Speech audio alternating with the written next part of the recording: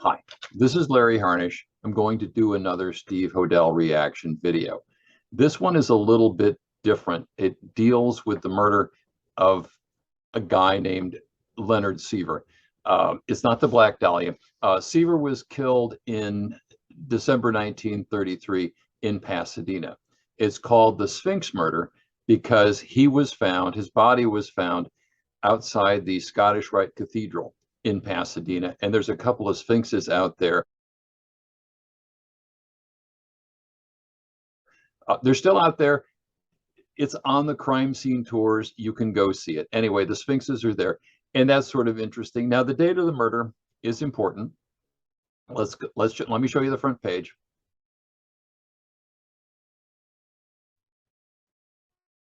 Okay, the date of the murder is important because George Hodel, evil genius and criminal mastermind who committed every unsolved murder on the planet, was living in San Francisco. He had been living in San Francisco. He was living in San Francisco at the time of the murder, and he continued to live in San Francisco. He was, at the time of the murder, a second-year medical student. So that's kind of what was going on with him. Now, more important, at the time of the murder, it was final exam week in medical school, which is where George Hodel was, in San Francisco. We know this because we can look it up. The information is online. That was final exams week. So George Hodel is almost 400 miles away in San Francisco. Did he kill this guy? No. It's just ridiculous. And Steve will make it sound like, oh yeah, my dad was living just 4 miles away. And no, he was almost 400 miles away. It's ridiculous. The second thing is the podcast. And it's very small time. This is a small time podcast. If it weren't for Steve Hodel, I wouldn't bother with it. It's not even in the top 200 true crime podcasts. Are there more than 200 true crime podcasts? Oh, yes, there are. The hosts are Dr. Shiloh and Dr. Scott, who are psychologists licensed by the state of California. And I'm a little disappointed in them because I really didn't see not much pushback. I didn't really see any attempt by them to kind of ground Steve in any sort of reality. It was kind of like, we're going to have Steve come on and let him blather about his books, and maybe he'll sell some. And let me point out that the book in question is currently ranked at 1.5 millionth on Amazon. Well, I guess that is the podcast business, I guess. But anyway, that is the setup. I will make snarky comments. And Steve, if you're all butthurt, cinnamon rolls, have some, dude. Cinnamon rolls, just for you. Come and get them.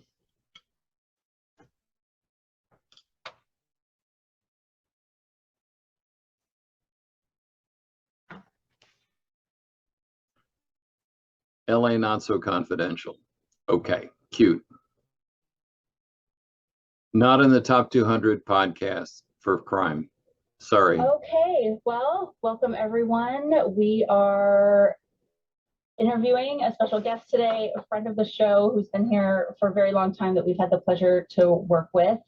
And we want to introduce everybody to friend Steve Hodel. Steve, you have written a number of books that we're very that our audience is very familiar. Yes, Steve Hodel has written a number of books. That's why I call him Buy My Books.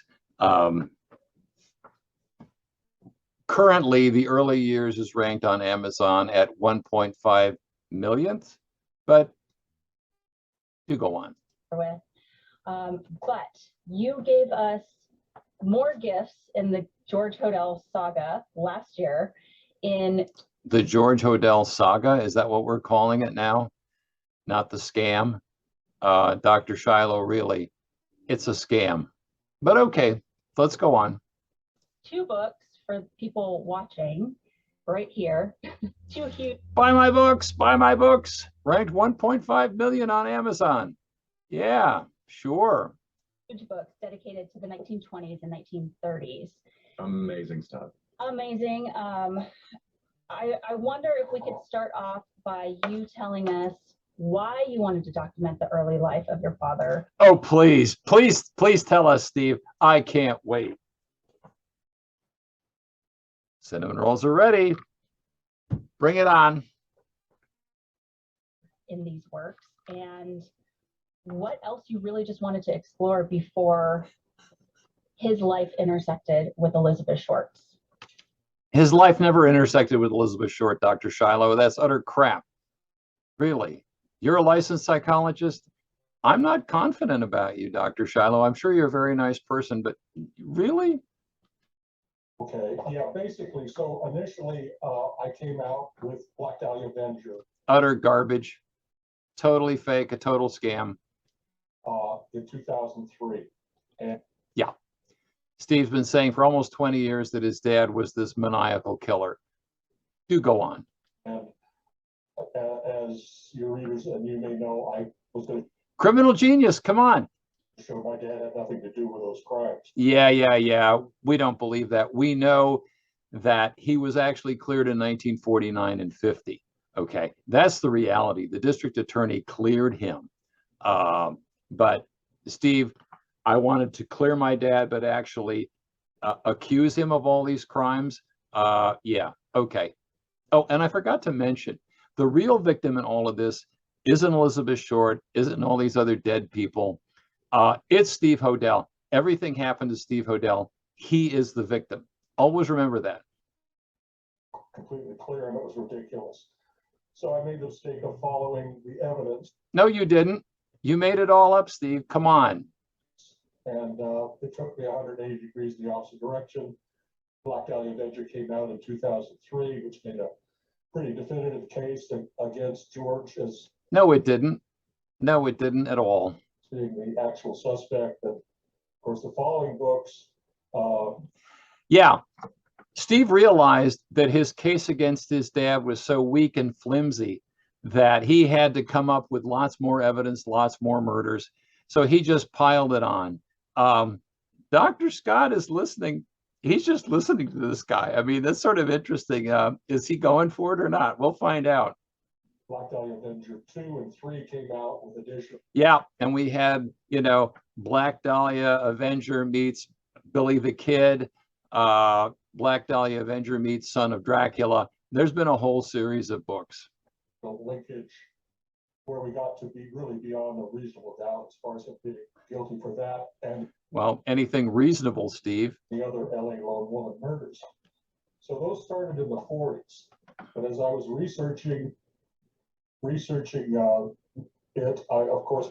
Dr. Shiloh is giving nodding, okay. They're doing their psychologist thing, and Dr. Scott is like, okay, guys.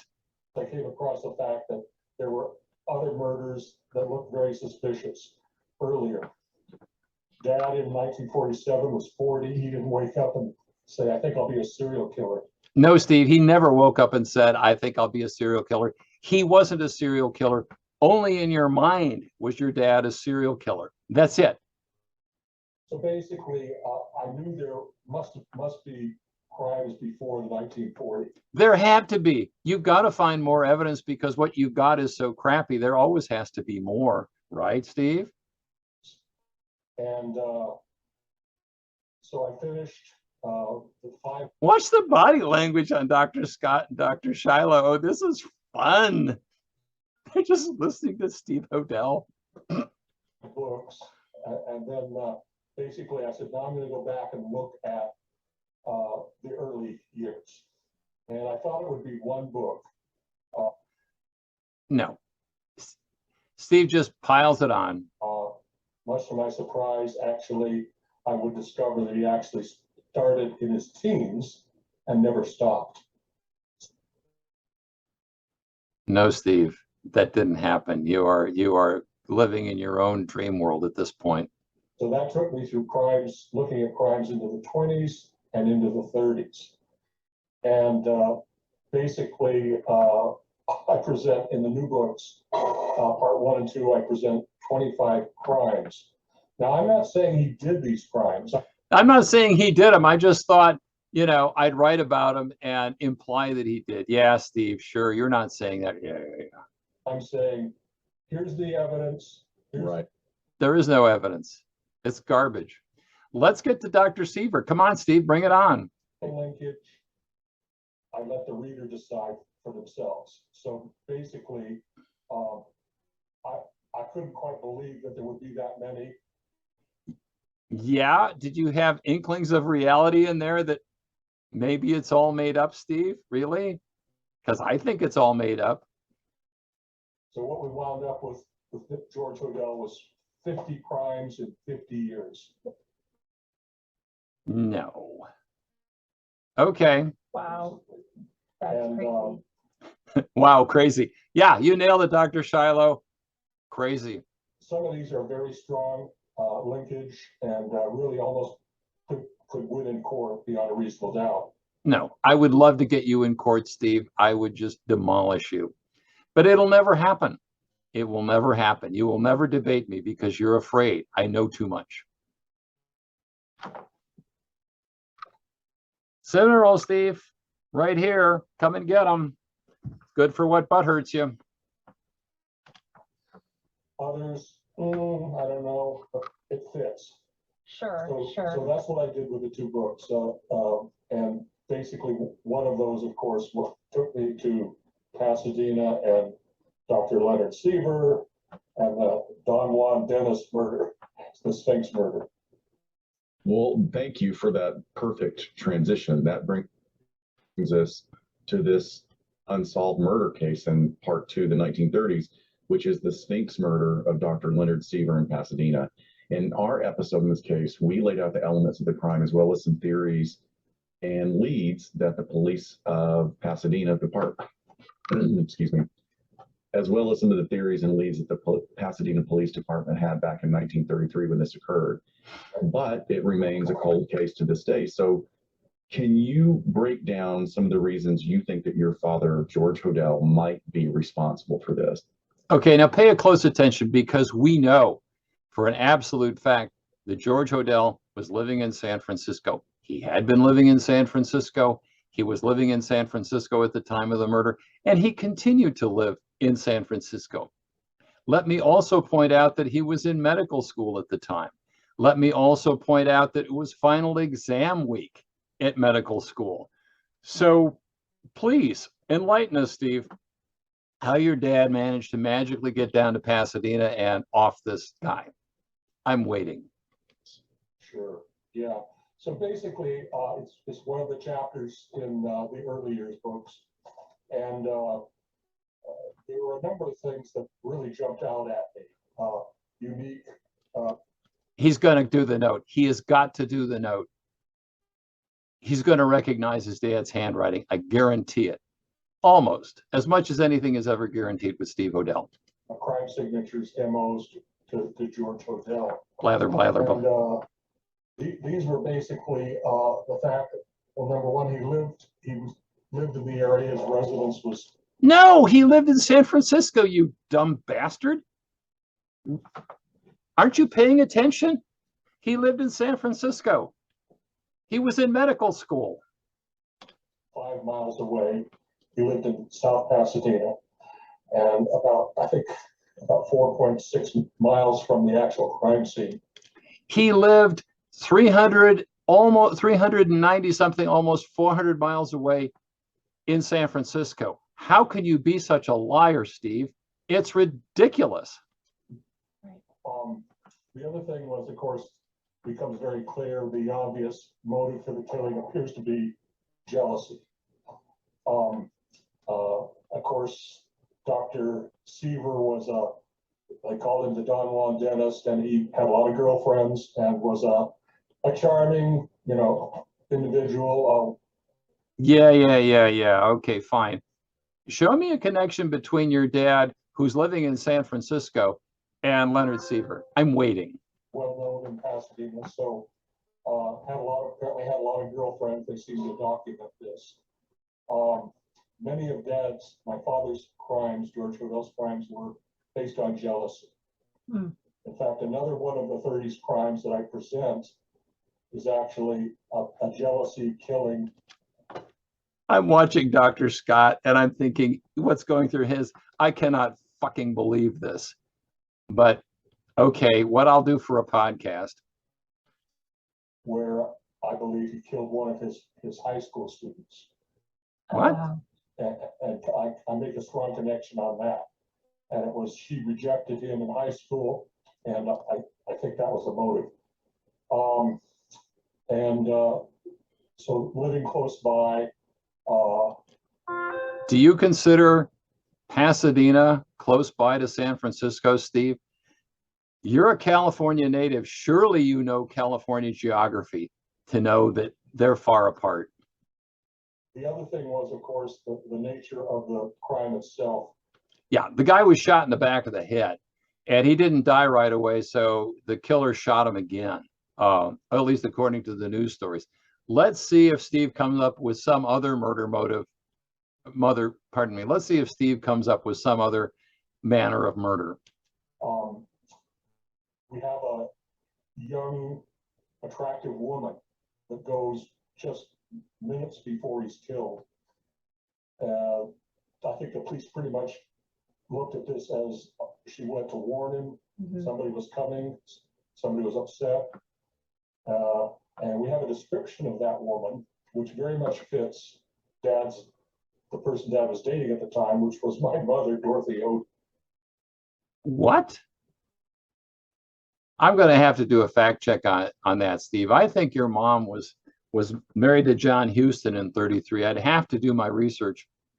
But your dad was living in San Francisco, and Tamar was born about this time, maybe a couple of years later. She was born in there someplace in San Francisco. So you're going to have to explain how he was dating somebody in LA when he was living in San Francisco. I can't wait to hear all this stuff. It's going to be amazing, right? Dr. Scott, I'm digging the body language. It's a psychologist. I'm just listening to this and I'm not going to react. Dorothy Hardy, she had just broken up she had been married to John Huston for 7 years, broke up with him, came back and hooked back up with George. The description given by the witness, I think it was a secretary at Dr. Siever's office, was I think 30-ish, early 30s, dark hair. But the thing that she mentioned the most was a really good looker as far as a dresser. Right, dressed very chic. Yes, Very yes. chic dresser. Right. And obviously Dorothy Hodel was the only well-dressed woman in Southern California at that time. Is that right, Steve? Is that what you're saying?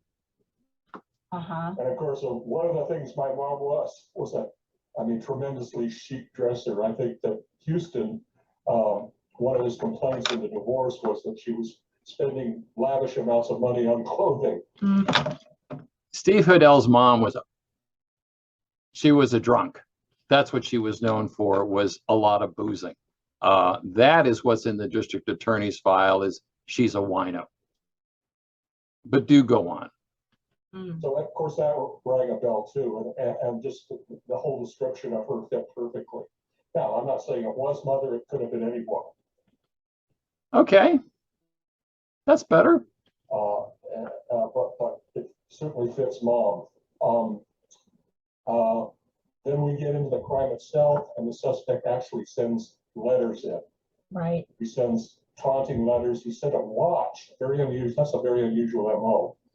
I had 300 murder cases and never had my suspect send a piece of property to a witness. Or anyway, George. I believe there's a strong possibility that he mailed it. He also feigned, tried to sound like a foreigner, illiterate in the wording in the letter. Steve, he was living in San Francisco. You can't escape it. He wasn't in the area.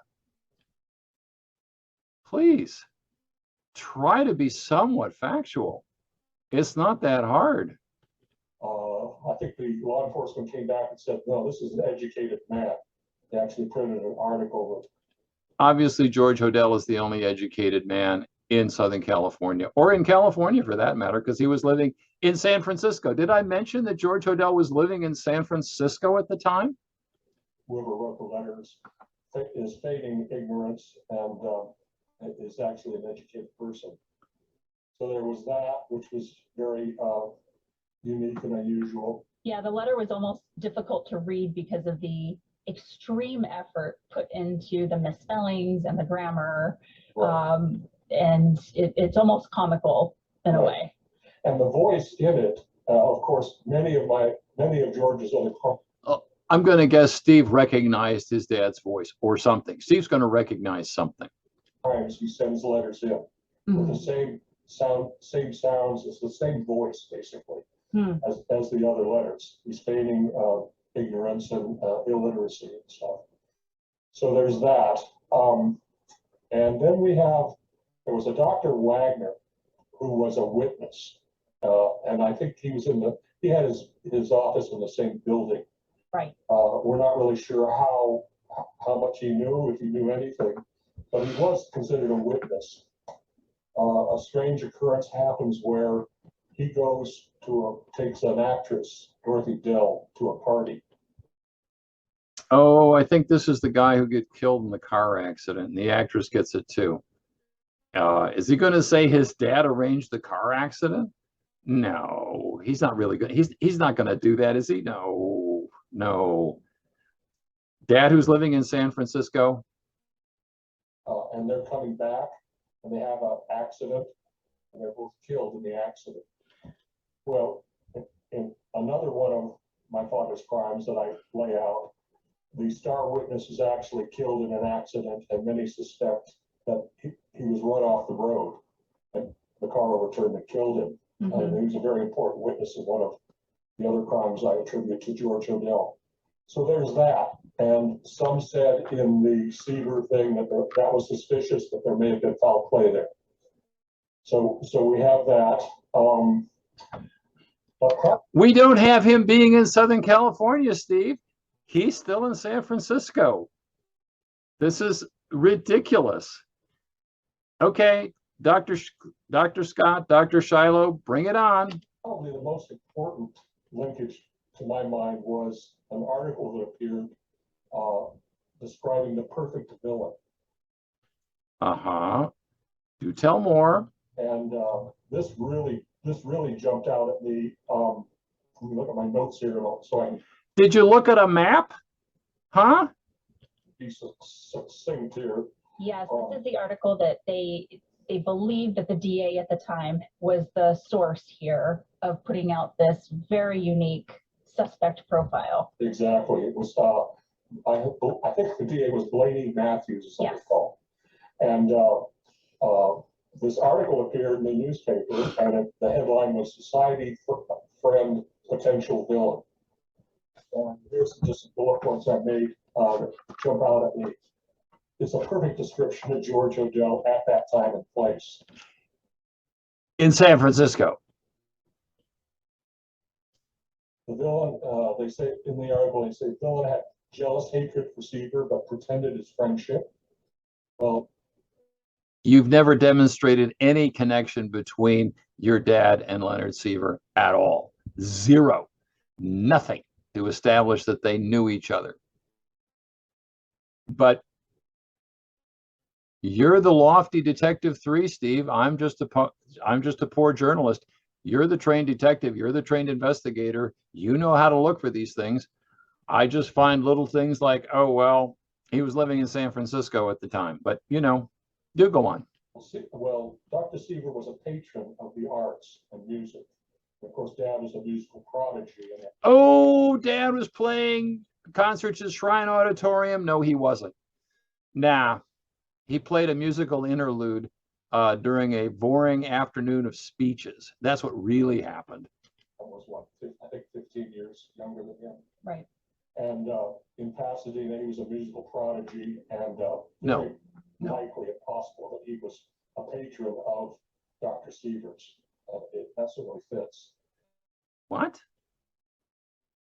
You mean a patient?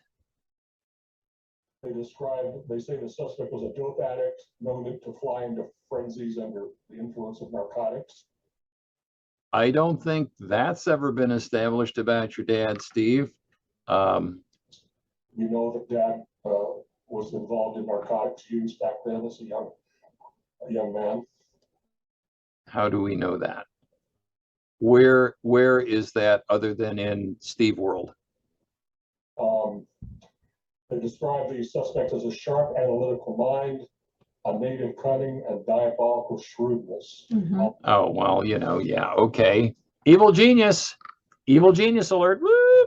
All those that with my father's 186 IQ and No. Your dad didn't have an IQ of 186. It's a lie. 151. It's a lie, Steve. One of many. at Caltech at the age of 15. They say he would have provided himself with a perfect alibi. They describe him as intelligent, suave, and the victor in many battles of wits in Pasadena drawing rooms. Dad did debate and involve himself in Pasadena. So, Now, that's actually true. Steve actually said an actual honest-to-goodness fact. George Hodel was a debater. Yes, that's true. One fact so far. society and in the drawing rooms there. So he was well known for his intelligence and ability to debate. So it sounds like there's a couple of different ways in which just the social circles would have overlapped for these two individuals. Yeah, they would have overlapped in that George was in, did I mention this? San Francisco, and Leonard Siever was in Pasadena. Did I mention that? Did I mention that George Hodel was in the Bay Area? He went to Berkeley, graduated from Berkeley. He was in medical school. He lived in San Francisco the whole time. Hello? Anybody paying attention? Absolutely. That seems to go right along the lines of what you're talking about, jealousy. You know, even if it didn't have anything to do necessarily with the woman, which it likely does, the idea that here's another well-renowned, socially adept individual, and also they're both snazzy dressers, and I'm sure. Was George Hodel a snazzy dresser? I never got that impression. He seemed pretty bland to me, but okay, you know, have your fantasy. Yeah. No, I mean, we're talking about they're moving in the same circles in a way. It's all made up. It's all fiction. None of it's true. It's all Steve world. There could be some competition, yeah. They are, and they go on and they are described as a dabbler in criminology. Said to have become passionately fond of a woman who Siever was acquainted with. And he was an amateur criminologist. They asked the question, did the amateur criminologist become a ruthless slayer? So all of these things fit George to a T. Yeah, except he wasn't living in the area, Steve. He was, as I said, in San Francisco the whole time. And it made me suspicious enough to where actually I contacted Pasadena PD Cold Case Unit and said, hey, I'd like to come and present my information to you. You've got to be kidding me. Did they laugh you out of the room? Did they know that your dad was, did I mention this, in San Francisco at the time? And have you take a look at it and see what you can find? Because I was quite confident that if they got into the files, they would find George Hodel's name there as If they got into the files, they would look at a map and say, oh, well, George was in medical school. Individual. So I went, I called and I went in and actually I was surprised. I thought I was meeting with a detective, but I actually met with the chief of police, Chief Sanchez at the time. And that must have been interesting. The chief doesn't have anything better to do than talk to crackpot authors, Steve, obviously. I gave him a 22-page summary along with I did a PowerPoint for him. Steve and his PowerPoints. Did it have music? Did it have spooky music, Steve? It took me about an hour to present all the evidence to him. So he says, well, I'll certainly get with my guys and we'll get back to you and let you know. And did they? Did you ever hear from them again? Mainly, I just wanted to find out was the name George Hodel this individual, and so he got back to me in about 3 weeks or a month and said, well, everything, all the files have disappeared. Oh, so funny how that happens so often, right? Yeah, and I think he contacted, I mean, it would have been with the DA's office more likely. Mhm. It certainly passed. Why would it have been with the DA's office unless they were going to prosecute somebody? Come on, Steve, were you a cop? Were you ever a cop? That's not how it works. Material only goes to the district attorney when they're ready to bring charges. Nobody was ever charged in the case. That's just pulling stuff out of air. Now, these folks, Dr. Scott, Dr. Shiloh, you have law enforcement backgrounds. I'm a little disappointed in you just enabling Steve with this blather. He's obviously lying. Come on, guys, don't be an enabler. Pasadena would have had certainly some of the information. So there was nothing in Pasadena. And I don't know if he went to the DA to try and get the information. It's not at the DA's. Nobody was ever charged. Come on, Steve, you know how the process works. You were a detective. That's not how it works at all. Of it, maybe this society themed a potential villain or not. So that was kind of where that was left off. But everything about this case, along with the fact that Dad was an active serial killer before. Only in Steve world, not in reality. In Steve world, After this crime, he's killing women, he's killing guys, he's just, randomly. And Steve has come out now. He's decided his dad was not only killing men, not only killing women, the lone women, he's also killing kids. I mean, the guy is a 24/7 murder machine. He's jetting around the world killing people. How did he ever have time to be a doctor, Steve? Please tell me.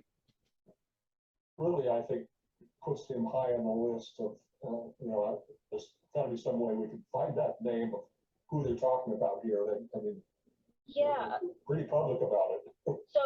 So you're of the opinion that the DA had a particular person in mind and was describing the profile of this person, but having the suspect of George Hodel probably at the top of his list. Oh, in fact, the article said they anticipated an arrest, and there's no question they had this individual identified. Yeah. Okay. Got it. Yeah, and so whether it was George Hodel or not, I think it absolutely was. Mhm. Because I think it absolutely wasn't, Steve, because he was, in case I haven't mentioned it, in San Francisco. there's so many, descriptions here that fit perfectly. Yeah. And time, place, individual, but we need to find out somehow, maybe through the DA's office. I'll give you guys that assignment. Go to the DA. Sounds good. Doorknock that. They're a little busy right now, but you mentioned time, and at this period of time, it was December of 1933. It was December of 1933. It was final exam week at medical school in San Francisco. And so was your father in school, and do you believe that he was home sort of for that winter? Oh, Dr. Shiloh, you actually got it. Yeah, George was in San Francisco. He was in medical school. Good for you. I'm good going. Good going. A break at this period of time and Right. living over there. He had his own home, and they had their estate there in South Pasadena. Yep.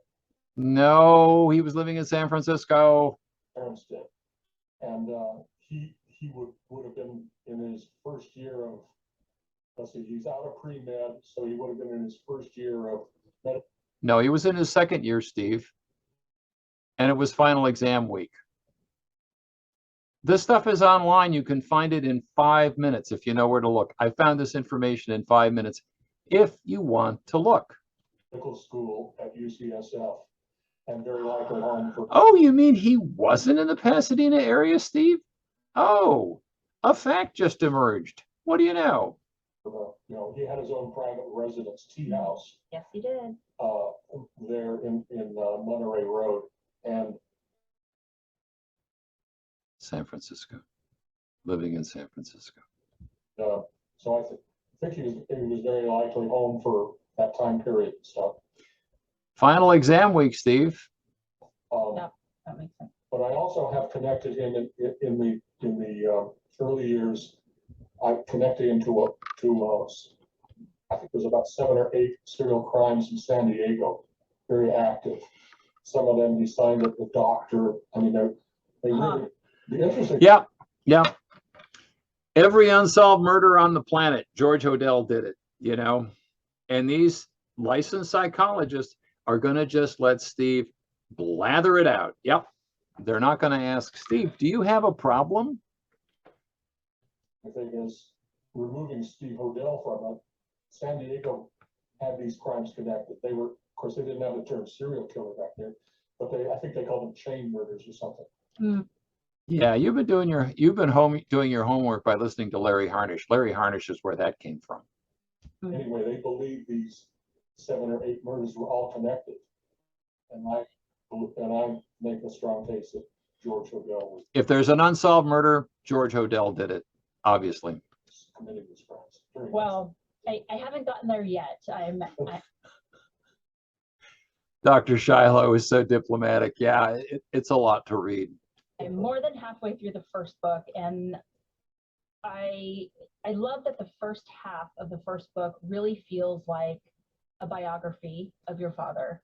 And one, he's just a fascinating person, even if you Let's find something positive to say about this lunatic. I got you. took all the murder out of it. Yeah, good for you. Dr. Shiloh, I'm starting to like you. Exactly. You know, I would read a book about this person. But one interesting fact that I learned was that his family is Russian, and Dr. Siever was also Russian. That's Do right. you think that's another sort Wow. 2 Russians in Southern California.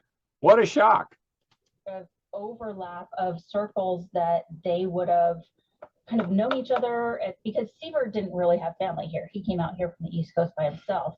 But would he have maybe been drawn to more people in the Russian community in Pasadena at that time? Yeah, although there were a lot of Russian expatriates that have come through. So That's actually a fact. That's 2 facts now from Steve Hodel. Pretty amazing. 2. I mean, that may have been it may have just been a coincidence, Mm-hmm. but there may have been more to it than that. Certainly, my grandparents, dad's parents were from Odessa and Kiev, Russia, and they went through France. She was an amazing individual. She was a dentist in 1901. Can you imagine a woman being a dentist in 1901? From the Ukraine, yeah. Really, that's amazing. It really was, and very high intelligence. And I go into, in my other books, I go into quite a bit of biography. In fact, in this book, I go into quite a bit of background on my grandparents Yes, and their remarkable life. And remarkable. I mean, and Everybody in the Hodel family has a remarkable life.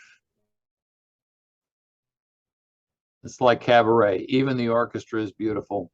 In the Hodel family, everybody is remarkable. connections to just the royalty and right, the quote unquote sort of royal families of early America is just right. very, very fascinating. The royal families of early America? The Hodels? No. They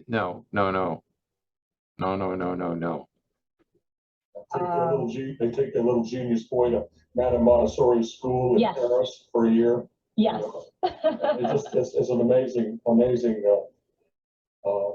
background. Yeah, it really is. And, you know, I was just super excited to, one, stumble upon this case of the Sphinx murder on my own, but be able to weave it into our vintage series here at LA Not So Confidential, and then to find, actually. Shock! George Hodel did it. You know, you guys should just do every week George Hodel's murders. Actually, I had found out about this case, and then right before you left California, when you and I had lunch, you were talking about getting ready to publish these books, Right. and you're like, "Oh, you know about the Sphinx murder? Guess what?" So it's very neatly tied in. But these are just riveting reads, like such quick reads. Buy my books. Buy my books. Somebody ought to buy them. They are at 1.5 millionth on Amazon. So somebody buy those things, please. I love the way that you have laid these out into these bite-sized chunks, but also at the same time, and I don't know how you do this, like no stone is left unturned. So it is absolutely in depth, but also just you're able to get through it and you're riveted through them. So thank you for 2 more wonderful books, Steve. Well, all of my your efforts. pleasure. You know, and the other thing is that I've had so much help with. He's not done yet. You guys aren't going to get rid of him that easy. You're trying to wrap it up. Hang on. You know, there's 8 books now, and I've had so much help from our. Yep. Books, a play, a rock opera, a book of haiku. Steve just knocks them out. Armchair detectives, you know, my Yeah, readers, yeah. they're amazing. I mean, many of them I'd be happy to be my partner any day, you know. Sure. They come up with so much additional information to help me. Yeah. The Nut Gallery. I suspect this may happen with the early years. Yeah, definitely. Yeah, it's an amazing phenomenon to see how much crowdsourced information comes from people who are really passionate about these cases. I mean, there's certainly some problems with it as well if people go down the wrong direction. Right. Nice move, Dr. Scott. Well done. I see you there. Yeah, I mean, and especially with all of this historical, we're going back so many years. Shrouded is in the mists of the past, more legend than truth. To have somebody that can be your adjunct and like, hey, I was able to go through this record and find this. That's wonderful. That's a wonderful resource. It is, and I'm real excited. I don't know. I think I mentioned to Dr. Shiloh that we're in the production now on a series, a docu-series. Oh yeah, it's called Don't Hold Your Breath. Adapting my books, 5 of my books, not the early years, but 5 of. Oh, I wish they'd do the play. I wish someone would turn your lovely play into a film or an opera or a Broadway musical. You know, come on. Earlier books too, a docu-series, maybe 4 or 6 hours. Oh, that's exciting. That's great. Can you tell us any more about it, about what platform it'll be on? Or It's called Don't Hold Your Breath, and the people involved in it, you've probably never heard of them either. where Well, it'll stream? I'm not quite sure which. We're Okay. in production now. I've got like 35 hours of interviews in the can already. You know, I think in one of the other interviews, he said he had 40 hours of interviews. So, but I mean, 35, 40, there's a lot of Steve Hodel interviews apparently in this opus. With them, and T-Bone Burnett's going to do the music, and so I'm not exactly sure. You know, it's I don't know how much they want me to put out for now, but basically we're working on it now, and it's going to be able to. You know, a lot of people aren't going to sit down and read 8 books, but they will watch 4 to 6 hour Sure. series. You know, Oh, we know that. Yeah, for sure. The director and documentarian is a guy named Rob Bidler. He's an award-winning. He did Hands on a Hard Body, which was a really cool documentary. It's not what you think. So they all No, that was even made. A new Ford, and the last person standing wins the Ford. Yeah, it was made into a Broadway musical. It was a great show. It's a very cool story. And Steve's books would do great on Broadway, or maybe off Broadway, maybe way off Broadway. Like his play, it's ready to go. And Rob, you know, the exciting thing about Rob Bidler is he really gets George Hodel. He really falls for your crap, Steve. Is that what you're saying? You know, gets all of it. And it's not easy, you know, the whole murder murder as a fine art theme and all of that, surrealism and all of that stuff. But Yeah. he gets it, and I'm really excited because I think he's going to really do something special. Dr. Shiloh really wants to wrap this up, and Steve is just going for it here. It's pretty funny. Good luck, Dr. Shiloh. Good luck shutting him up. That's amazing. Yeah, you know, when you were talking about the sort of these armchair detectives helping you out, and I'll link this blog post of yours in our show notes and in our video. Okay. But so I was exploring, I went over and explored the tea house and this the home where your grandparents and where George lived. And so this is funny, Scott, because I don't know if I told you this, but I found the Zillow listing for just the tea house, which is this tiny, like what, not even 700 square feet, right? And of course, it's about $100,000 for each little section of that home. Yeah. But in that, I sent the listing to Steve and I was like, hey, check this out. Kind of interesting what the tea house went for. And tell us about the art that you saw in the backyard. So you sent me some photographs, and I had been there when it was empty and through it many years ago and took photographs, but I've never been underneath. Well, there was a picture that you took that was underneath that showed actually a tile, and the tile had a very modernistic pattern on it. Oh, was it a surrealistic tile? Was there a clue, Steve? Did it decrypt into an I did it from George Hodel? Mm-hmm. Very unusual. And I thought, and this jumped out at me, and I thought, well, This could be a clue. This could be Zodiac.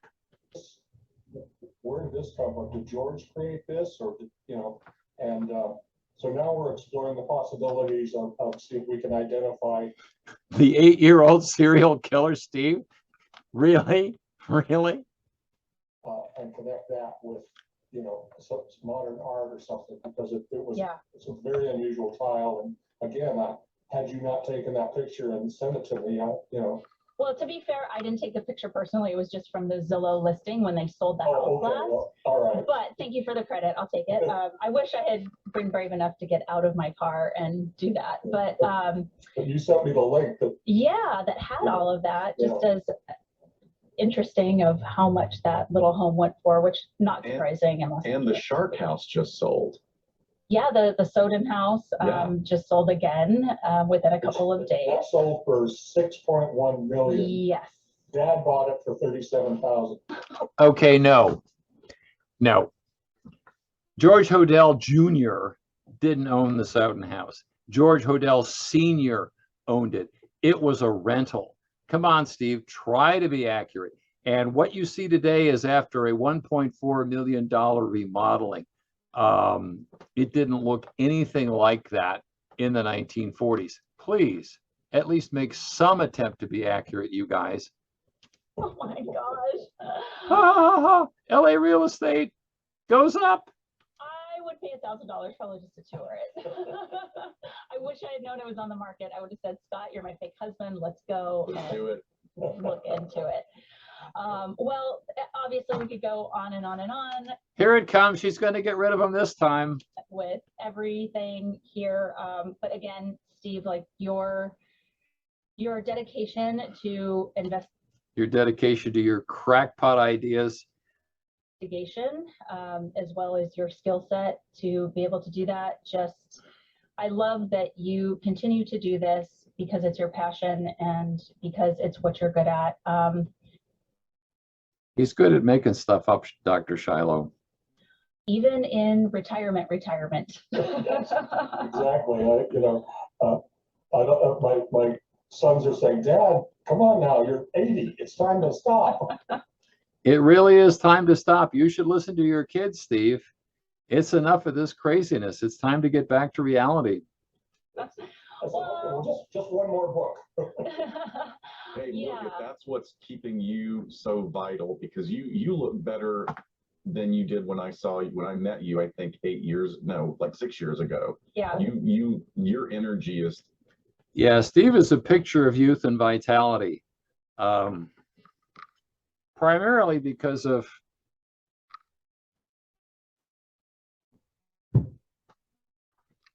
through the roof. So whatever you're doing keep doing it.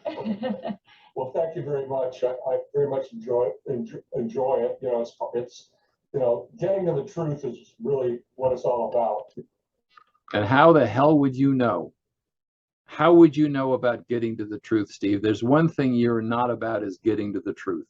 You know, and so many truths have come out in the past 22 years. Yeah. And you know, I do believe that there is brings some satisfaction to at least the extended families. Oh yeah, the extended Hodel family. Yeah, they're happy. Rasha and Yvette are happy because they got a whole new scam to work. They got their own podcast. If it weren't for you, they wouldn't have that. They would have to do like, you know, work or something. And that's very rewarding. Yeah. Well, that's very rewarding. absolutely, that's lovely to consider and think about, and I hope you've been able to hear from some of them at some point. So well, thanks again for your time, Steve. She's going to get rid of them this time. I visualize Dr. Shiloh hitting the end button. We always appreciate it. Glad we could connect with you again. We might be up in Washington in October for let me know, because you can stop. I'm only 6 miles south of the border. oh, okay. We're gonna be near Seattle for a festival, but we'll see what we can do. Okay. That would be great. Figure something out halfway or something. All right. Thanks. Well, yes, thank you so much, and we'll be in touch. Okay. All right. Bye-bye. Bye.